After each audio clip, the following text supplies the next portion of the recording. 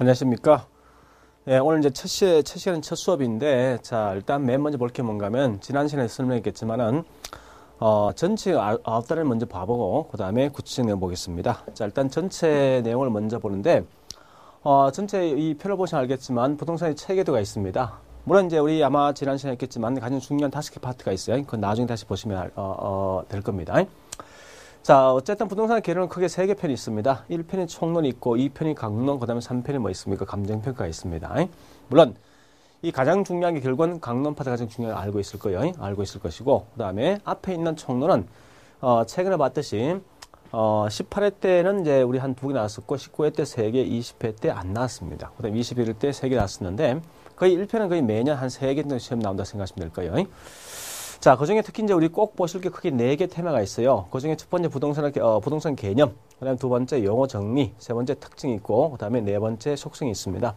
물론, 21대 모르게 좀 특이하지만, 부동산 용어 시험 나왔지만, 이건 거의 시험 잘 안 나오니까, 아마 22회 시험 나온다면, 요건 빼버리고, 나머지 개념과 특성과, 그 다음 뭐 있습니까? 속성 정도 보시면 될 겁니다. 조금 더 이제 구체적으로 본다면 뭐 있는가? 부동산 개념 중에 특히, 복합 개념 부동산이 뭐냐? 두 번째, 토지가 뭐고 정착물이 뭘까 이런 걸 정확히 알고 있어야 됩니다. 두 번째 보니까 이 토지와 관련된 용어가 있습니다. 이제 크게 우리 꽤 많지만 그 중에 가장 대표적인 뭐 있는가 하면 획지와 필지, 그 다음에 나지와 건보지, 뭐 그 이외에 또 뭐가 있는가 하면은 후보지 이행제 같은 이런 용어가 있습니다. 그래서 그런 용어를 좀 정리해 볼 필요가 있어요. 자, 그다음에 세 번째 부동산 특성은 이건 매년 시험 나오는 건데 그 중에 보니까 특히 2개 있습니다. 자연적 특성과 인문 특성 2개 있는데 물론 훨씬 더 중요한 게 여기 있는 자연적 특성이 더 중요합니다. 물론 이 자연적 특성이 꽤 많거든요. 많은데 그 중에 꼭 공부할 건 3개 있습니다. 부동성과 영속성과 그다음에 세 번째 있는 부정성이 있어요. 물론 이제 인문적 특성도 좀 중요한 게 용도 다양성이 있습니다. 그래서 이런 건 항상 알고서 공부하셔야 될 겁니다. 그다음 마지막에 네 번째 부동산 속성이 있거든요. 속성은 특히 그 중에서 보니까 여기 또 한 8개 정도 있는데 그 중에서 위치, 공간, 환경 이런 3개만 좀 정리하시면 되겠네요.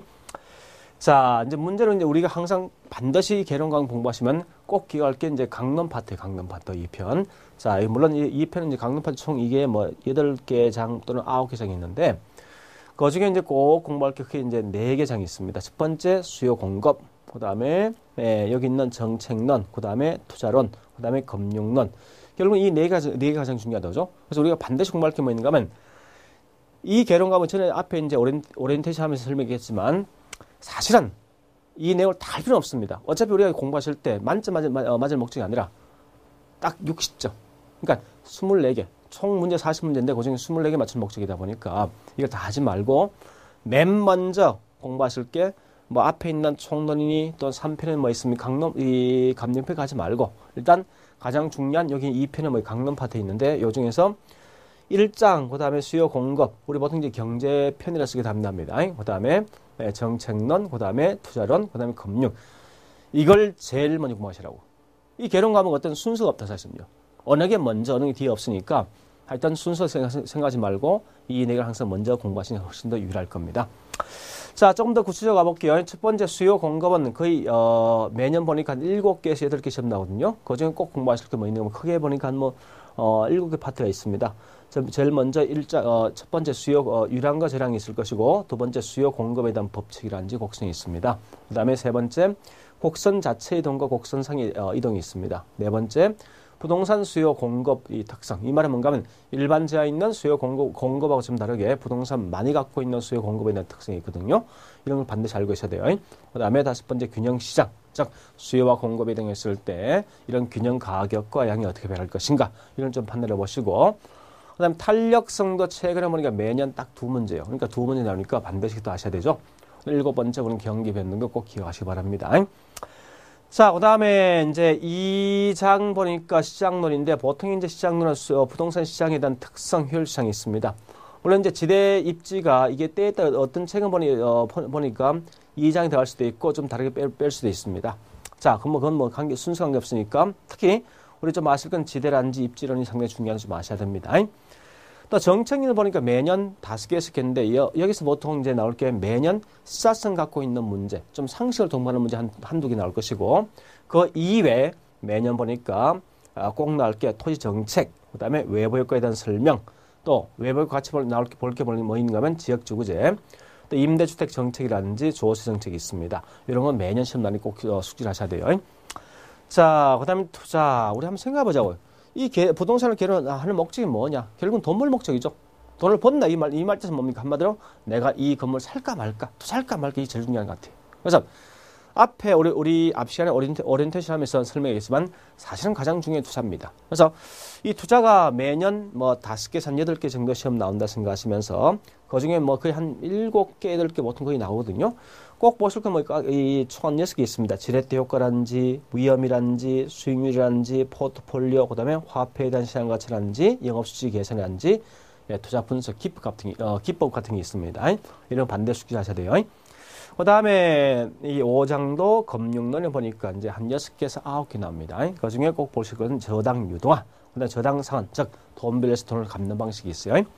또한 지분금융 같은 게 있습니다. 그 다음에 부동산 개발론은 거의 최근 보니까 매년 한 2개 정도 나왔지만 특이하게 21일 때 보니까 여기서 한 4개 정도가 나왔습니다. 그건 좀 약간 이제 출제에 누가 들어갔에 따라서 약간 차이가 있거든요. 그래서 보통 이제 거의 한 2개 정도 나온다 생각하시면 돼요. 그래서 꼭 보실 거는 보니까 개발 과정과 위험, 개발 방식, TDR 같은 거 아시면 될 거예요.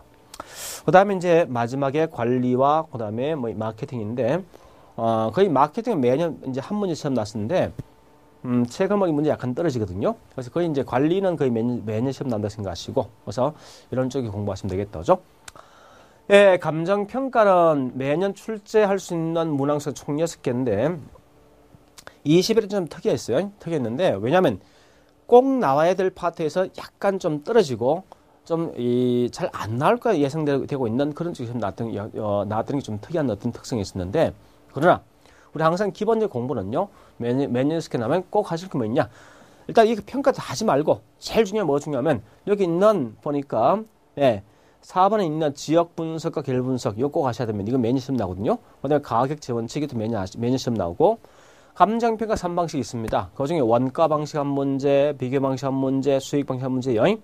그래서 그 다음에 마지막 공시가. 그러니까 핵심은 결국은 앞에 있는 2장에 있는 1, 2, 3은 나중에 하시고, 그러니까 무슨 말인가 하면 뒤에 있는 갈로 4번, 5번, 그 다음에 4장에 있는 이 3방식 있죠. 5장에 있는 그 공시가 있습니다. 이걸 먼저 완전히 숙지하고 난 다음에 이게 이해되거든? 나머지 내용 하시라 이겁니다. 그러니까 어차피 여기서 보통 이제 요리 갈로 4번부터 여기부터 끝까지 공시까지 보니까 매년 여기서 6개 나오든지 아니면 5개 나오거든요. 그러니까 어쨌든 앞에 있는 1장과 2장 요까지는 잘 해봐야 어쩌다 한 문제 나오니까 또 내용 상당히 많거든요. 많기 때문에 이걸 다 하지 말고 밑에 있는 내용을 먼저 하시고 이 숙제가 되거든. 그 다음에 앞에 있는 내용을 참조로 공부하시면 될 거예요.